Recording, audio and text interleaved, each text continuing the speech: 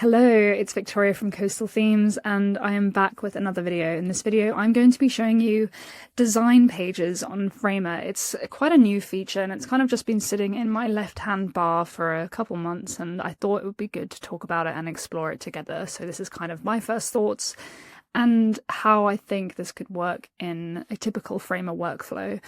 A lot of us building on Figma have either bought a template, so we're working with pre-made designs, or we're designers who are kind of building from scratch based off our designs on Figma.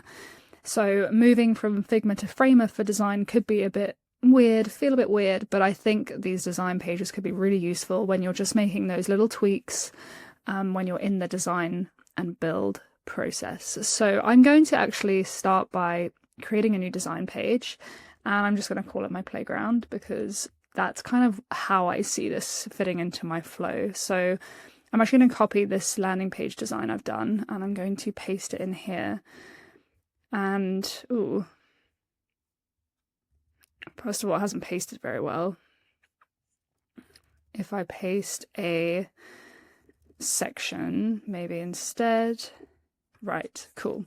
So I've pasted a section and pastes almost kind of identical to what is on the platform. The only difference is that there's obviously no functionality. So this on my actual designs is a ticker, as you can see here, ticker, and it has an effect on it, a ticker effect. But on my design pages, obviously there's no effect. I'm just designing, so I can still adjust my designs.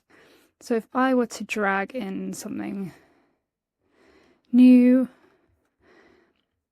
right, so I can add in components, but the functionality of it just won't kind of add to the design file. But this is really great if I want to bring something in here and maybe see how it's going to look, like if I make this text much bigger.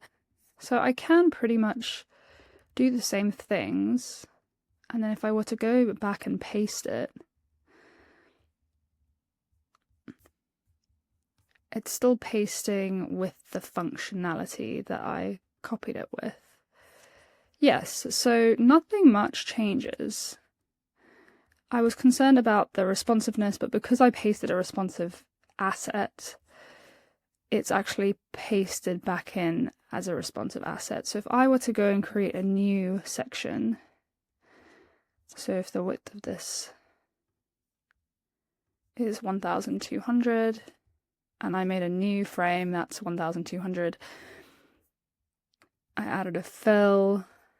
Let's actually take some text. Let's add a layout, give it some padding. We'll just give it 48. And there's no way to actually design responsively. So, but if I were to go and paste this new component back in, how it looks on the other breakpoints is not ideal. I would have to kind of adjust the width to 100%, and then those text breakpoints would be, I don't have text styles currently, so I could apply my text styles and then it would adjust per breakpoint. But it's kind of exactly the same as building on Figma, just without the functionality of effects, and it's more of a place to ideate and actually just do design. So it really is Figma just in your Figma, and it's, if you've gotten used to designing and building on Figma design pages will be really helpful because you can just go and ideate just like you do on Figma. And that is the best comparison I can probably give you. So I hope that was insightful. And I hope that kind of inspires you to use the design pages to kind of go and ideate and be creative, all within the Figma interface. Let me know your thoughts. Have you used it? Would you be keen to use it? And yeah, comment down below. And I will see you in the next video. Bye.